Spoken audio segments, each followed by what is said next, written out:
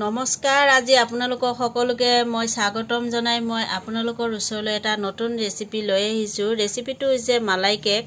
এই মালাই কেকটো মই আজি কেনেকৈ বনাম আপোনালোকক মই সকলোখিনি দেখুৱাম। এই মালাই কেকত কি কি বস্তু লৈছোঁ মই গোটেইখিনি দেখুৱাম। আপোনালোকে মোৰ এই মালাই কেকটো বনোৱা ৰেচিপিটো চাই যদি ভাল পায় তেতিয়াহ'লে প্লিজ এটা ছাবস্ক্ৰাইব কৰিব আৰু লগতে থকা বেল আইকনটো দবাই দিব। এইফালে মই এতিয়া এক বাটি দৈ লৈ লৈছোঁ, মিঠা দৈ। মই এতিয়া এইখিনি ইয়াত দি ল'ম।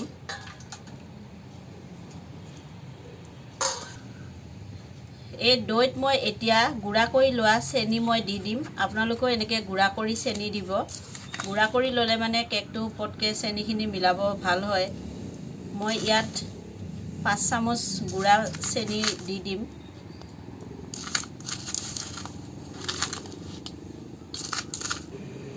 এতিয়া মই ইয়াত তেল দি দিম। আপোনালোকে মিঠাতেল ব্যৱহাৰ নকৰিব, এনেকৈ যিকোনো তেল ব্যৱহাৰ কৰিব, কিন্তু মিঠাতেল ব্যৱহাৰ নকৰিব। মিঠাতেল ব্যৱহাৰ কৰিলে মানে ভাল নহয়। মই ইয়াত এতিয়া ৰিফাইন 5 চামুচ দি দিম।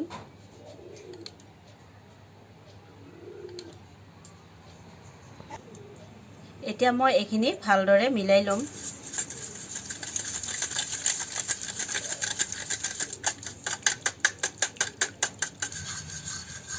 এতিয়া মোৰ এইখিনি হৈ গ'ল। মই ইয়াত এতিয়া ময়দা মিহলাম।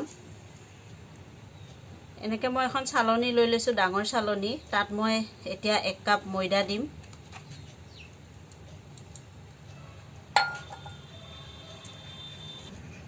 খোৱা চৌদা দিছোঁ মই 1 চামুচৰ আধা।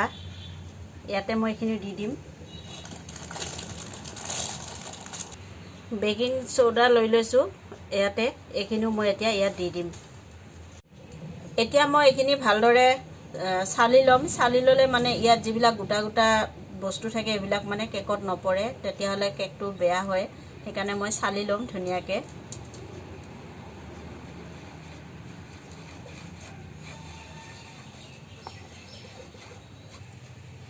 এতিয়া মই এইখিনি এনেকৈ ধুনীয়াকৈ চালি ল'লোঁ। মই এতিয়া গোটেইখিনি মিক্স কৰি ল'ম, সানি ল'ম ভালকৈ।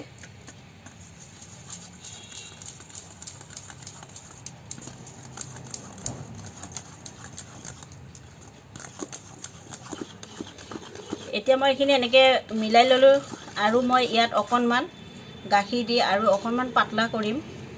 ইয়াতে মই গৰম গাখীৰ নহয়, অকণমান কেঁচা গাখীৰ লৈছোঁ। ইমান গৰমো নহয়, ইমান ঠাণ্ডাও নহয়। এতিয়া এইখিনি মই এতিয়া আকৌ ভালদৰে মিলাই ল'ম।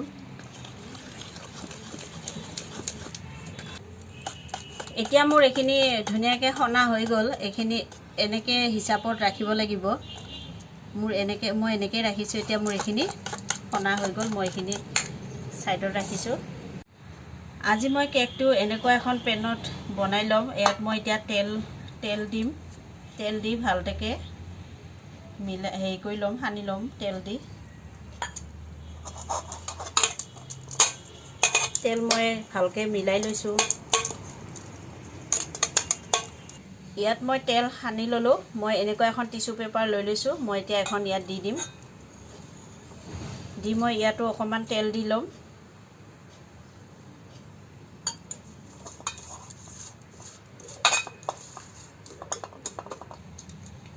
এতিয়া মই এইখনত এইখিনি যেতিয়া ইয়াত দি দিম।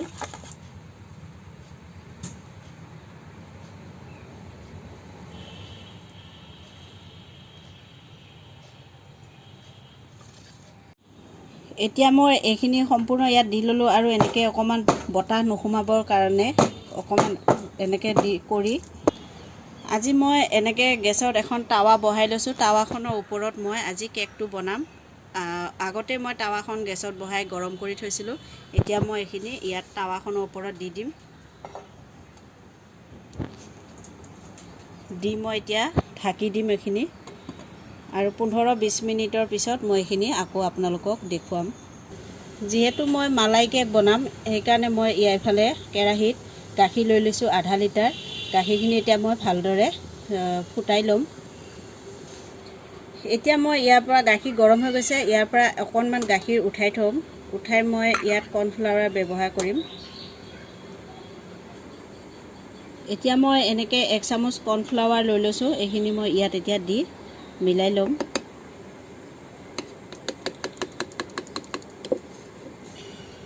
এই গাখীৰৰ কালাৰটো দেখাত ধুনীয়া হ'বৰ কাৰণে মই অকণমান হালধি পাউডাৰ ব্যৱহাৰ কৰিম। আপোনালোকে এনেকুৱা অকণমান হালধি পাউডাৰ দিব। মই এইটো কম খৰচত মই আপোনালোকক বনাই দেখুৱাই আছোঁ। এতিয়া মই ইয়াত চেনি ব্যৱহাৰ কৰিছোঁ। চেনি মই 4 চামুচ দিম।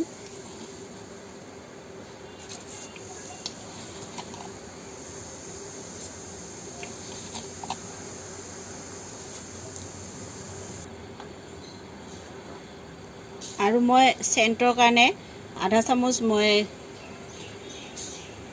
এলাচি পাউডাৰ দি আছোঁ। এতিয়া মই এই কৰ্ণফ্লাৱাৰখিনি ইয়াতে দি দিম।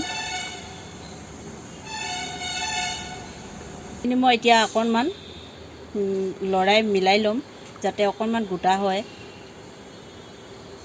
এতিয়া মই ইয়াত এই মালাইখিনিত পেষ্টা আৰু কাঠবাদাম দি দিছোঁ। এইখিনি মোৰ এতিয়া হৈ গ'ল। মই এতিয়া ইমানতে নমাই দিম।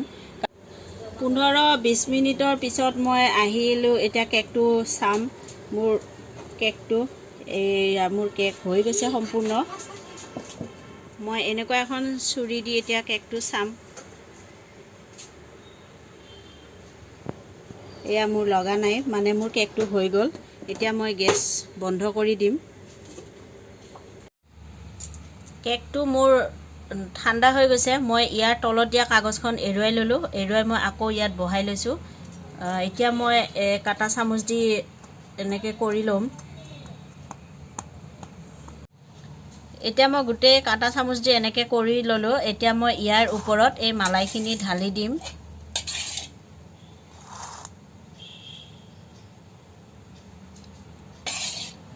ফুটা ফুটা কৰাৰ কাৰণে মালাইখিনি বঢ়িয়াকৈ কেকৰ ভিতৰত সোমাই যাব।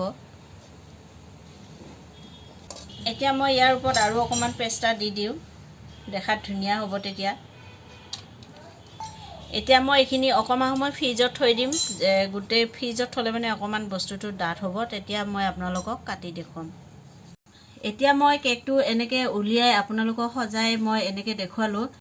এতিয়া মই এই কেকটো কাটি আপোনালোকক দেখুৱাই আছোঁ। আৰু মই যেনেকৈ কেকটো বনাই আপোনালোকক দেখুৱালোঁ, ঠিক তেনেকৈ আপোনালোকে কেকটো বনাই ঘৰত খাব। খাই কেনেকৈ পালে মোক কমেণ্ট কৰি এটা জনাব। আৰু লাইক শ্বেয়াৰ কৰিব। সকলোৰে লগত আপোনালোকৰ মোৰ এই ৰেচিপিবিলাক শ্বেয়াৰ কৰিব।